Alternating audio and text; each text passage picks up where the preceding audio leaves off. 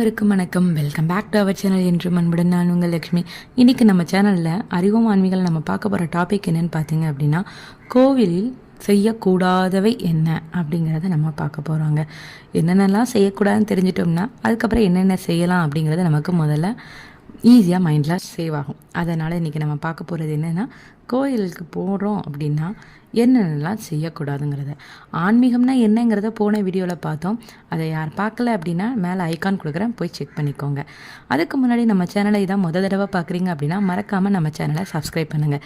நீங்கள் பண்ணுற ஒவ்வொரு சப்ஸ்கிரிப்ஷன் தான் எனக்கு ஒரு பூஸ்டப்பாகவும் இருக்கும். இதே மாதிரி நிறைய வீடியோ பண்ணணுங்கிற ஒரு என்கரேஜ்மெண்ட்டாகவும் இருக்கும். வாங்க வீடியோக்குள்ளே போகலாம். கோயிலில் செய்யக்கூடாதவை அதில் பாயிண்ட் அப்படின்னு பார்த்தீங்கன்னா, போன வீடியோ எண்டிங்கில் நான் சொன்னது தாங்க. கோயிலில் பேசக்கூடாது. அதிகம் இல்லை, பேசவே கூடாது தான் என்ன கேட்டால் சொல்வேன். ஏன்னா பிரார்த்தனை செய்ய வந்த இடத்துல இறைவனை உடைய சிந்தனை மட்டும்தான் இருக்கணும். தேவையற்ற பேச்சுக்கள், தேவையற்ற சிந்தனை, தேவையற்ற எண்ணங்களை தான் நம்ம கொண்டு போய் விடும். ரெண்டாவது, அடுத்தவங்களுடைய பிரார்த்தனையும் சேர்த்து அதை பாதிக்கும். இங்கே நிறைய பேர் செய்கிற தவறு என்ன அப்படின்னா, கோயிலில் வரிசையில் நிற்கும் போது வீட்டிலேருந்து கிளம்புனதுலேருந்து இந்த கோயிலை ரீச் ஆகிற வரைக்கும் உள்ள கதையை ஃபுல்லாக பேசி முடிச்சுட்டு அப்புறம் சொந்தக்காரங்க கதை, சீரியல் கதை, அந்த கதை, இந்த கதை, லைஃப்பில் போகிற கதை, எல்லா கதையும் அந்த கோயில் இருக்கிற க்யூலையும் கோயிலை விளம்புறதுலையும் போது நேரத்துலையும் தான் பேசுவோம், பார்த்துக்கோங்க. அதாவது இப்போ ஒரு சில கோயில்களுக்கெலாம் போனோம்னா நமக்கு 1 மணி நேரம் 2 மணி நேரம் கூட ஆகும். வரிசைகள்லாம் இருக்கும். ஸோ அந்த வரிசையில் நிற்கும் போது அவங்களுக்கு பொழுது போகணுங்கிறதுக்காக இந்த மாதிரி கதைகள் பேச ஆரம்பித்து இறைவன் பக்கத்தில் நம்ம நிற்போம். சன்னிதானமே வந்துடும், அது வரைக்கும் கதை பேசிக்கிட்டு இருப்போம். நம்மளுடைய பேச்சுக்கள் மற்றவங்களுடைய பிரார்த்தனையும் டிஸ்டர்பன்ஸ் ஆகும், அவங்களையும் நம்ம பக்கம் ஈர்க்கும். நம்மளுடைய இறைவனுடைய நாமாவளி சொல்லி அவங்கள ஈர்க்கிறதுங்கிறது வேற. நம்ம இப்போ நீங்கள் அந்த பேச்சுக்களுக்கு பதிலாக இப்படி செஞ்சு பாருங்களேன். இறைவனுடைய திருநாமத்தை நீங்கள் உச்சரிச்சிங்க அப்படின்னா பின்னாடி அவங்களும் சேர்ந்து உச்சரிப்பாங்க. உதாரணத்துக்கு இப்போ நீங்கள் ஒரு முருகர் கோயிலுக்கு போயிருக்கீங்கன்னா வெற்றிவேல் முருகனுக்கு அரோகரான்னு சொன்னீங்கன்னா அவங்களும் சேர்ந்து உங்கள் கூட அரோகரா சொல்லுவாங்க. சிவன் கோயிலுக்கு போயிருக்கீங்க அப்படின்னா தென்னாடுடைய சிவனே போற்றின்னு சொன்னீங்கன்னா பின்னாடி இருக்கிறவங்க எல்லாருமே ஆட்டோமேட்டிக்காக அவங்களே சொல்லுவாங்க, எந்நாட்டவர்க்கும் இறைவா போற்றின்னு. விஷ்ணு கோயிலுக்கு போயிருக்கீங்கன்னா கோவிந்தநாம சங்கீர்த்தனம் அப்படின்னு நீங்கள் சொல்லுங்கள், பின்னாடியே அவங்கள எல்லாரும் கோவிந்தா கோவிந்தான்னு சொல்லுவாங்க. நீங்கள் மட்டும் அதில் பயனடையலை, உங்கள் கூட சேர்ந்து இருக்கிறவங்களும் சேர்ந்து பயனடைகிறாங்க. அதனால் கோயில்களுக்கு போய் அதிகம் பேசவே வேணாங்க. பேசாமல் இறைவனுடைய நாமத்தை உச்சரித்து பாருங்களேன். நீங்களும் பயனடைவீங்க, உங்களை சுற்றி இருக்கிறவங்களும் சேர்ந்து பயனடைவாங்க. நம்மளால் 4 பேர் பேசாமல் அவங்களும் நம்மளை மாதிரியே மாறினா அதுவும் சந்தோஷம் தானே, அதுவும் ஒரு ப்ளஸ் பாயிண்ட் தானே. அதுவும் நாம் கோயிலுக்கு போய் சேர ஒரு சிறு நன்மையாக கூட இருக்கலாம், பார்த்தீங்களா? ஸோ கோயிலில் பேசாமல் இப்படி செஞ்சு பாருங்கள். ரெண்டாவது, வரிசையில் பொறுமை அவசியம். வரிசையில் என்னமா பொறுமை அவசியம் அப்படி தானே கேட்குறீங்க? ஆமாங்க, கோயிலில் வரிசையில் நிற்கிறதுல நிறைய பேருக்கு இங்கே பொறுமையே கிடையாது. அதுவும் சில கோயில்கள்லாம் பார்த்தீங்கன்னு வச்சுக்கோங்களேன், 1 மணி நேரம் 2 மணி நேரம் கூட ஆகும் இந்த க்யூ மூவ் ஆகிறதுக்கு. ஏன்னா அது விசேஷ காலங்கள் இல்லாட்டா கூட சில கோயில்கள் ஆகும். சில கோயில்களில் விசேஷ காலங்கள் அப்படின்னாலே ரொம்ப கூட்டமாக தான் இருக்கும். அவங்க அவ்வளோ நேரம் இருப்பாங்க. மற்ற இடங்களெல்லாம் இருக்கிற பொறுமை கூட அந்த கோயில் வரிசையில் நிற்கிறதுல இருக்கவே இருக்காதுங்க. நம்மளில் நிறையவே இருக்குது, சில பேருக்கு இல்லை, நிறைய பேருக்கு. கோயிலில் இவ்வளோ கூட்டம் இருக்குன்னா அந்த அன்னைக்கு வீட்டில் இப்போ ஒரு ஹஸ்பண்டுனா ஒய்ஃப்ட கடிப்பாங்க. இங்கே மோஸ்ட்லி நல்லா கடி வாங்குற யாரும் லேடிஸ் தான், அதாவது அம்மாக்கள் தான். ஒன்று பிள்ளைங்க அம்மாட்ட கடிப்பாங்க, இல்லையா ஹஸ்பண்டு ஒய்ஃபை கடிப்பாங்க. இதுக்குத்தான் நான் அப்போதையே சொன்னேன் கோயிலுக்கு வரமாட்டேன் அப்படின்னு சொல்லிட்டு பிள்ளைகள் சொல்லுவோம். ஹஸ்பண்ட் என்ன சொல்லுவார், இதுக்குத்தானே அவங்கள 5:30 மணிக்கே கிளம்பி வர சொன்னேன், வைக்க சொன்னேன், ஒன்றால் தான் இவ்வளோ நேரம் ஆகிட்டுன்னு சொல்லிட்டு கடிப்பாங்க. அவங்களுக்கு கடிச்சு ஒரு பிரயோஜனமும் இல்லை. கோயில்னால் இந்த மாதிரி கோயில்கள்னால் எத்தனை மணிக்கு போனாலும் சில கோயில்கள் கூட்டமாக தான் இருக்கும். ஸோ கோயில்களுக்கு கிளம்பும் போது இவ்வளோ மணி நேரம் ஆகும் அப்படிங்கிற மைண்ட் செட்டை ஃபிக்ஸ் பண்ணிவிட்டு போங்க. ஸோ கோயிலில் வரிசையில் பொறுமை ரொம்ப அவசியம். இது மட்டும் இல்லை, இன்னொரு சில பேர் இருக்காங்க. என்னென்னா, யாராவது ஒருத்தங்க பேசிக்கிட்டு இருக்காங்க, கால் விழிக்குன்னு அப்படியே உட்காந்துருக்காங்கன்னு வச்சுக்கலாம், அப்படியே சைடு வாக்கில் புகுந்து போயிடுவாங்க. நம்ம கோயில்களுக்கு போகிறதே முக்கால்வாசி வருது என்னன்னா, நம்ம போன ஜென்மத்தில் என்ன செஞ்சோமோ நம்மளுடைய கர்மாவை தீர்க்கிறதுக்காகவும் இறைவனை அந்த கர்ம வினையிலிருந்து என்ன வெளிக்கொண்டு வர எனக்கு உதவு அப்படின்னு சொல்கிறதுக்காக தான். அங்கேயும் போய் மேலே இன்னொரு கர்ம வினையை செஞ்சுட்டு வரணுமா? இதெல்லாம் கர்ம வினையா அப்படின்னு தானே கேட்குறீங்க. அடுத்தவங்களுடைய நேரத்தை நம்ம எடுத்துக்கிட்டோங்க. அதனால் மிஞ்சி மிஞ்சி போனால் நம்மளால் எவ்வளோ நேரத்துக்கு முன்னாடி போய் இறைவனை நம்மளால் தரிசிக்க முடியும்? அதிகபட்சம் ஒரு 1/4 மணி நேரத்துக்கு முன்னாடி தரிசிப்போமா? அந்த 1/4 மணி நேரம் கொஞ்சம் பொறுமையாக இருந்து தரிசிச்சிங்கன்னா நம்ம அந்த குறுக்கு வழியில் செய்யாமல் தப்பிக்கலாம். ஸோ கோயில்களில் வரிசையில் பொறுமை மிக மிக அவசியம். 3வது அப்படின்னு பார்த்தீங்க அப்படின்னா, கோயில் பிரசாதத்தை வீணாக்கக்கூடாது. பிரசாதம்னா இங்கே பல பேருக்கு ஞாபகம் வர்றது கோயிலில் கொடுக்குற சக்கரை பொங்கல் புளியோதரை. அதுக்காக அதெல்லாம் பிரசாதம் இல்லையா இங்கே கேட்குறீங்களா? அது பிரசாதம் தான். அதையுமே நிறைய பேர் என்ன செய்கிறாங்கன்னா, ஒரு வாய் போட்டுட்டு கீழே எங்கேயாவது வச்சுட்டு போயிருந்தாங்க.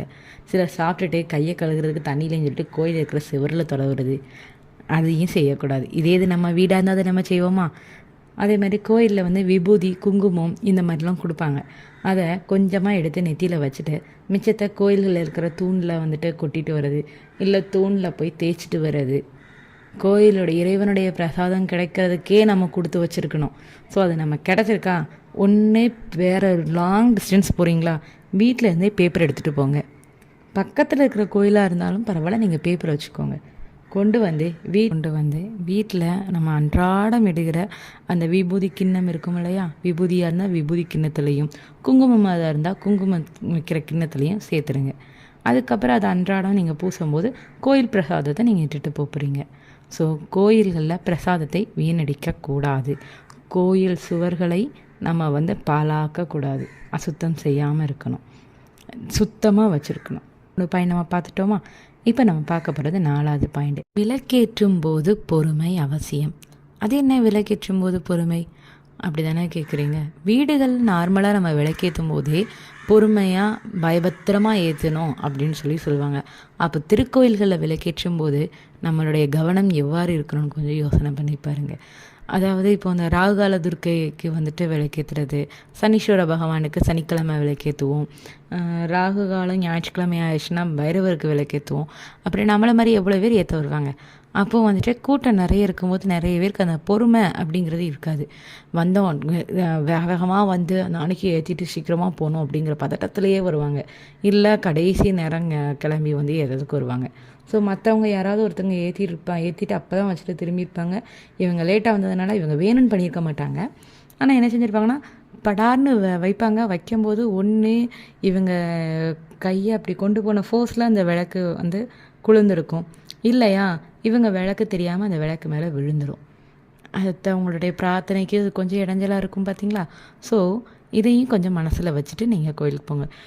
2வது விளக்கேற்றும் போது விளக்கேற்றியெல்லாம் முடிச்சாச்சு, கையில் எண்ணெய் ஆகிருக்கும். அதை என்ன செய்வோம் அப்படின்னா, பக்கத்தில் இருக்கிற ஏதாவது செவுத்தில் தடவிட்டு வர்றது. அதே தான் பிரசாதத்துக்கு நம்ம எப்படி பேப்பரை எடுத்துகிட்டு போகணுன்னு சொல்கிறோமோ அதே மாதிரி தான் விளக்கேற்றுறோம் அப்படின்னு சொல்லி முடிவோடு நம்ம கோயிலுக்கு போகிறதுக்கு வீட்டிலேருந்து கிளம்பும்போது அந்த முடிவோடு நம்ம கிளம்புறோம் அப்படின்னா கையில் ஒரு வேஸ்ட்டு துணியும் கொண்டு போய்க்கோங்க. விளக்கேற்றினதுக்கப்புறம் அதை அந்த கையில் துடைச்சிக்கோங்க. அதே மாதிரி விளக்கேற்றுறோம் அப்படிங்கிற முடிவை எடுத்துட்டோம் அப்படின்னா கோயிலுக்கு போகும்போது விளக்கு, திரி, எண்ணெய், தீப்பெட்டி இதெல்லாம் செப்பரேட்டாக நம்மளே வீட்டிலேருந்து கொண்டு போகிறது தான் நல்லது. ஏன்னா சில நேரம் நமக்கு அகல் விளக்கு கிடைக்காம போகலாம். விசேஷ காலங்களில் நிறைய பேர் என்ன செய்வோம் அப்படின்னா, திரி கொண்டு மறந்துட்டேன் அப்படின்னு சொல்லி பக்கத்தில் உள்ளவங்கள்ட்ட வாங்குவோம், தீப்பெட்டி வாங்குவோம். வாங்குறது தப்புன்னு நான் சொல்லலை, ஆனால் எப்பொழுதுமே வாங்குறதுங்கிறது சரியாக இருக்காது பார்த்தீங்களா? நம்ம ஒரு பிரார்த்தனை, ஒரு வேண்டுதல் வச்சு நம்ம ஏற்ற போகிறோம் அப்படின்னா இதெல்லாம் நம்ம கொண்டு போகிறது மிக மிக அவசியம். அதை கோயில்லையோ இல்லை வேறு யார்கிட்டையோ நம்ம எதிர்பார்த்து போகவே கூடாது. வேண்டுதல் வச்சு நீங்கள் விளக்கேற்றணும்னு முடிவு பண்ணிட்டீங்க அப்படின்னா இது எல்லாமே நீங்கள் கொண்டு போகிறது தான் சரியானது. ஸோ விளக்கேற்றும் போது கையில் இருக்கிற எண்ணெயை தடவக்கூடாது. விளக்கு, எண்ணெய், திரி, தீப்பெட்டி எல்லாமே வீட்டிலேருந்து நீங்கள் செப்பரேட்டாக கொண்டு போகிறது தான் நல்லது. ஸோ விளக்கேற்றும் போது பொறுமை அவசியம். அப்புறம் கோயிலில் சண்டை போடக்கூடாது. கோயிலில் போய் யாராவது சண்டை போடுவாங்களா அப்படி தானே கேட்குங்க. பாயிண்டில் சொன்னேன்ல, பேச்சு. இந்த பேச்சே சிலருக்கு கோயிலில் வச்சு சண்டையாகவே மாறிடுது. நான் வரிசையில் போகிறோமேன்னு சொன்னேன் பார்த்தீங்களா? இதெல்லாம் கொஞ்சம் கொஞ்சம் கனெக்ட் பண்ணி பாருங்கள், உங்களுக்கே புரிஞ்சிருக்கும். வரிசையில் நிற்கும் போது தேவையில்லாமல் ஏதாவது பேசிகிட்டு இருப்பாங்க. அந்த பேச்சு முத்தி போய் ஒரு பெரிய பிரச்சனையாகவே மாறிடும். அதேமாதிரி க்யூவில் ஒருத்தருக்கு ஒருத்தர் முந்தி போவாங்க, ஏமாற்றிட்டு போவாங்க. அந்த அன்னைக்கு சிலர் அதை தட்டி கேட்பாங்க, அது ஒரு பிரச்சனையாக மாறும். அதுக்கப்புறம் இன்னும் சொல்ல போனோம் அப்படின்னா, சிலர் வந்துட்டு கோயிலில் வந்து கூட்டமாக இருக்கிற இடத்துல முன்னாடி நின்று தரிசனம் பண்ணிக்கிட்டே இருப்பாங்க. தரிசனம் பண்ணுறது தப்புன்னு நான் சொல்லலைங்க. சில கோயில்களில் கூட்டம் அதிகமாக இருக்கும். நமக்கு பின்னாடி வந்து நூற்றுக்கணக்கான பேர் வந்து வெயிட் பண்ணிகிட்ருக்காங்க. நம்மளும் அதே மாதிரி தான் வெயிட் பண்ணிட்டு வந்திருக்கோம். அது நமக்கு நல்லாவே தெரியும். ஸோ நம்ம சுவாமி தரிசனம் கிடச்சிருச்சா, கொஞ்சம் அடுத்தவங்களும் பார்க்கட்டுன்னு சொல்லி விலகி அவங்களுக்கு விட்டு கொடுத்து போனோம். நம்மளே நின்று கும்பிட்டுட்டு இருந்தோம்னா மற்றவங்களெல்லாம் எப்போ கும்பிட்டுட்டு அவங்களும் தரிசனம் கிடைக்கிறது. ஸோ அந்த மாதிரி சிலர் பண்ணுறதுனால அது ஒரு பிரச்சனையாக மாறும். ஸோ கோயிலுக்கு போகிறோம் அப்படின்னா கொஞ்சம் விட்டு கொடுத்து போகிறதுங்கிறத மனசில் வச்சுட்டு போங்க. கோயில் சண்டை போடுறதுக்கு உண்டான இடம் கிடையவே கிடையாது. கடைசி பாயிண்ட்டு, கோயிலுக்கு போகிறோம் அப்படின்னு முடிவு எடுத்துட்டோம் அப்படின்னா சீக்கிரமாக கிளம்பி சீக்கிரமாக கோயிலுக்கு போகணும். அது எந்த கோயிலாக இருந்தாலும் சரி, உள்ளூர் கோயிலாக இருந்தாலும் சரி, நட சாத்துற நேரம் என்ன நமக்கு தெரியும். ஆனால் அந்த நேரத்துக்கு ஒரு 1/4 மணி நேரத்துக்கு முன்னாடி, இது வந்து சிலர் உள்ளூர் கோயிலில் செய்கிறது, ஒரு 1/4 மணி நேரம் 10 நிமிஷத்துக்கு முன்னாடி அறக்க பறக்க வீட்டில் எல்லா வேலையும் முடிச்சு வச்சுட்டு வேக வேகமாக போவாங்க. போய் பார்த்தா நட சாத்துற நேரம் கடைசி தீபாராதனை அங்கே நடந்துகிட்ருக்கும். போயிட்டு அந்த தீபாராதனை அப்படியே இருந்துட்டு ஒரு சுற்றி கும்பிட்டு ஹரிபரியாக திரும்ப ரிட்டுக்கு வருவாங்க. ஹரிபரியாவுக்கு போயிட்டு வர்றதுக்கு உண்டான இடம் கோயில் கிடையவே கிடையாது. உங்களால் காலையில் ஹரிபரியாக எனக்கு டைம் இல்லை, எனக்கு போக முடியலன்னா ஈவினிங் போங்க. திருக்கோயிலுக்கு போனாலே முதலில் நமக்கு தேவையான ஒன்றினா நிதானம். இறைவனை தரிசிக்கும் பொழுது நிதானம் மிக மிக அவசியம். ஸோ நம்ம போகிறோம் அப்படின்னா, இத்தனை மணிக்கு போகிறோம் அப்படின்னா அதுக்கு ஒரு 1/4 மணி நேரத்துக்கு முன்னாடியே கிளம்பி நல்ல எல்லா சுவாமிகளையும் தரிசனம் பண்ணிவிட்டு பொறுமையாக வீட்டுக்கு வரலாம். எத்தனையோ இடங்களில் எத்தனையோ விஷயங்களுக்காக நம்ம வந்து நேரம் செலவழிக்கிறோம். ஒரு படம் பார்க்குறதுக்கு 2 மணி நேரம் நம்ம செலவழிக்கிறோம். ஒரு ட்ரிப்பு போகிறதுக்கு நம்ம செலவழிக்கிறோம். சிலர்கிட்ட தேவையற்ற பேச்சுக்களை பேசுகிறதுக்கு நம்ம நேரம் செலவழிக்கிறோம். இறைவனை வழிபடுறதுக்கு நேரம் செலவழிக்கிறதுல தப்பே ஒன்றும் இல்லையே. அதனால் அதுக்காக இதுக்கு முன்னாடி சொன்னதெல்லாம் நான் தப்புன்னு சொல்லலை. அதுக்கெல்லாம் நேரம் செலவிடும் பொழுது இறைவனை வழிபடுவதற்கு ஒரு 2 மணி நேரம் 3 மணி நேரம், அதாவது க்யூ நிறைய இருக்கிற இடத்துல சொல்கிறேன். உள்ளூர் கோயிலாக இருக்க சாதாரண நாட்களில் நீங்கள் போகிறீங்க அப்படின்னா அதில் ஒரு 1 மணி நேரம் செலவிடுறதுல தவறு ஒன்றும் இல்லையே. அதனால் கோயில்களுக்கு போகும்போது போகிறோன்னு முடிவு பண்ணிட்டோம் அப்படின்னா கொஞ்சம் இயர்லியராகவே நம்ம வந்து ரெடி ஆகிட்டு போகிறது தான் நல்லது. நட சாத்துற நேரத்தில் போய்கிட்டு வேகமாக போயிட்டு அப்புறம் அங்கே போய் வந்துட்டு நான் இப்போ தான் வந்து நீங்கள் வேணுக்குனே நடைய சாத்திட்டீங்கன்னு சொல்லி அவங்கக்கிட்ட சண்டை போட்டு ஒரு பிரயோஜனமும் இல்லை. நட சாத்திட்டாங்களேன்னு சொல்லி மன வருத்தத்தில் வர்றதுல ஒரு பிரயோஜனமும் கிடையாது. ஸோ வந்து கோயில் டைமிங் இது தான் நமக்கு தெரியும். ஸோ ஒரு கோயிலுக்கு நம்ம போகிறோன்னா அந்த கோயிலுடைய டைமிங், அந்த கோயிலுடைய ப்ரொசீஜர் என்னங்கிறத தெரிஞ்சுக்கிட்டு நமக்கு போகிறது தான் ரொம்ப ரொம்ப நல்லது. அதே மாதிரி கோயில்களில் செய்யக்கூடாதவைங்கிறதுல இன்னும் முக்கியமான ஒன்று பார்த்திங்கன்னா, சில கோயில்களில் வந்துட்டு ஆண்கள் வந்து மேலாடை அணியக்கூடாது, பெண்கள் வந்துட்டு இந்த ஜீன்ஸ் அந்த மாதிரிலாம் போடக்கூடாதுன்னு சொல்லியிருப்பாங்க. சில கோயில்களில் வந்து ரூல்ஸ் அண்ட் ரெகுலேஷனாகவே அது இருக்கும். அதை வந்துட்டு தெரிஞ்சுக்கிட்டு நம்ம போகணும். அங்கே போயிட்டு ஆர்கியூமெண்ட் பண்ணுறதுல ஒரு பிரயோஜனமும் கிடையாது. இப்போ கேரளாலெலாம் நீங்கள் பார்த்துட்டிங்க அப்படின்னா ஆண்கள் வந்துட்டு வேஷ்டி தான் உடுத்திட்டு வரணும், மேலாடை அணியக்கூடாது அப்படிங்கிற மாதிரி உண்டு. திருச்செந்தூர் எடுத்துக்கிட்டிங்க அப்படின்னா மேலாடை அணியக்கூடாது அப்படிங்கிறது உண்டு. திருப்பதி எடுத்துக்கிட்டிங்க அப்படின்னா பெண்கள் வந்து சல்வார் சாரி அதுக்கு தான் அனுமதி, ஆண்கள் வந்துட்டு வேஷ்டிக்கு தான் அனுமதி அப்படின்னு உண்டு. இந்த மாதிரி இடத்துங்களில் என்னென்னங்கிறத தெரிஞ்சுக்கிட்டு போகிறதா நமக்கு நல்லது. அங்கே போய் அவங்கள்ட்ட ஆர்கியூமெண்ட் பண்ணுறதுல ஒரு பிரயோஜனமும் கிடையவே கிடையாது. பொதுவாகவே கோயிலுக்கு போகிறோம் அப்படின்னா கொஞ்சம் அந்த ஜீன்ஸ் அந்த மாதிரிங்கிறத தவிர்க்கிறது நல்லது. இது என்னுடைய தனிப்பட்ட கருத்து. இதை யாராவது புண்படுத்தியிருந்தால் சாரி, மன்னிச்சுக்கோங்க. ஓகே ஃப்ரெண்ட்ஸ், இந்த வீடியோ உங்களுக்கு பிடிச்சிருக்குன்னு நினைக்கிறேன். பிடிச்சிருந்தேன்னா லைக் பண்ணுங்கள், கமெண்ட் பண்ணுங்கள், ஷேர் பண்ணுங்கள். மறக்காமல் நம்ம சேனலை சப்ஸ்கிரைப் பண்ணுங்கள். நீங்கள் பண்ணுற ஒவ்வொரு சப்ஸ்கிரிப்ஷன் தான் எனக்கு ஒரு பூஸ்டப்பாகவும் இருக்கும். மேலே இதே மாதிரி நிறைய வீடியோ பண்ணணுங்கிற ஒரு என்கரேஜ்மெண்ட்டாகவும் இருக்கும். மீண்டும் இன்னொரு வீடியோவில் உங்களை சந்திக்கும் வரை உங்களிடமிருந்து விடைபெறுவது என்று மண்புடன் உங்கள் லக்ஷ்மி. வணக்கம்.